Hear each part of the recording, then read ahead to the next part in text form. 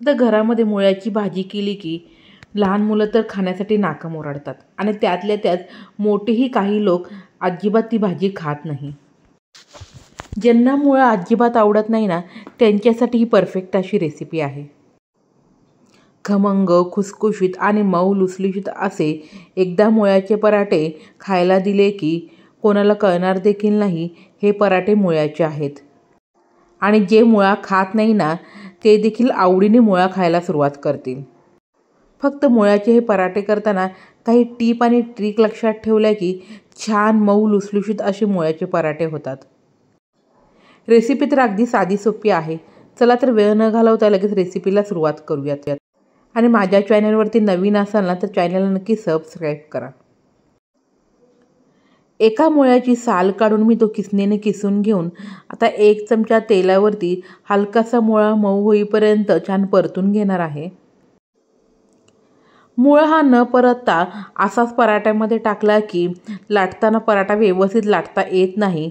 त्यामुळे अशा प्रकारे हलकासा 1 ते 2 मिनटं छानपैकी मुळ्याचा किस मी परतून घेऊन आता पूर्णपणे थंड झाल्यानंतर त्यामध्ये इतर मसाले टाकून घेणार आहे. तर सर्वात प्रथम पाव चमचा हळद, अर्धा चमचा धने पावडर, पाव चमचा गरम मसाला, पाव चमचा जिरे पावडर. तर ह्या ठिकाणी सर्व साहित्याचं प्रमाण मी 1 मुळा घेतला ना त्याच प्रमाणाने घेणार आहे. तुम्ही जास्त मुळा घेतला असेल तर हे साहित्याचं प्रमाण जास्त घेऊ शकता. पाव चमचा हिंग, 1 चमचा लाल तिखट. लाल तिखट हे तिखटाप्रमाणे कमी जास्त करू शकता. साधारणपणे 1 ते सव्वा चमचा तीळ, अर्धा चमचा हातावरती चोळून घेतलेला ओवा. पराठे छान खमंग आणि खुसखुशीत होण्यासाठी त्यामध्ये पोह्याच्या चमच्याने 2 चमचे बेसन घालूयात.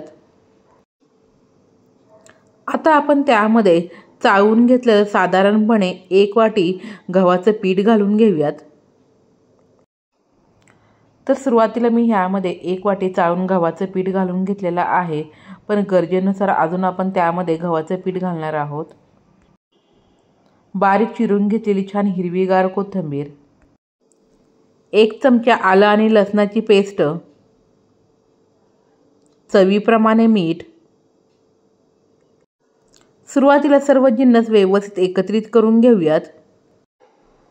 तर अशा प्रकारे हातावरती थोडंसं चोळून घेतलं की अजून आपण त्यामध्ये गव्हाचं पीठ घालून घेणार आहोत. तर अजून त्यामध्ये आपण 1 वाटी गव्हाचं पीठ चाळून घालूयात. गरजेनुसार पाणी घालून आपण घट्टसर असं पीठ मळून घेऊयात.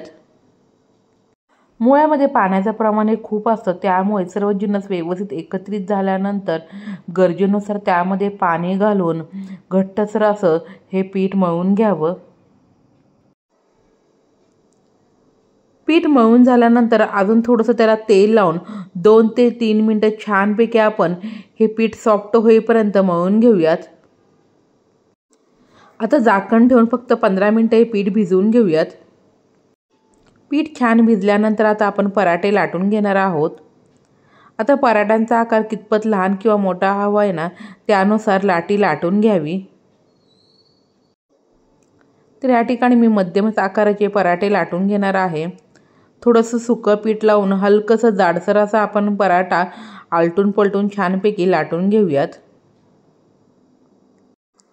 खूप पातळसर असे पराठे लाटून घेतले की ते खूप कडक होतात, त्यामुळे पराठ्याची जाडी कधीही लाटताना हलकीशी जाडसरच ठेवावी.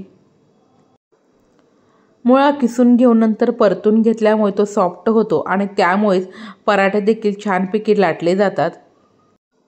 तर ह्या ठिकाणी पराठा लाटून झाल्यानंतर आता आपण दोन्ही बाजूने छान खरपूस असा भाजून घेणार आहोत.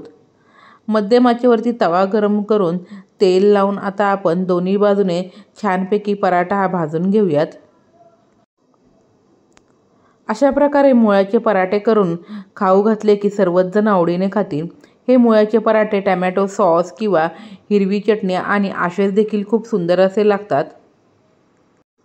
एका बाजूने पराठा छानपैकी भाजून झाल्यानंतर तो पलटी करून दुसऱ्या बाजूने देखील छान भाजून घेऊयात.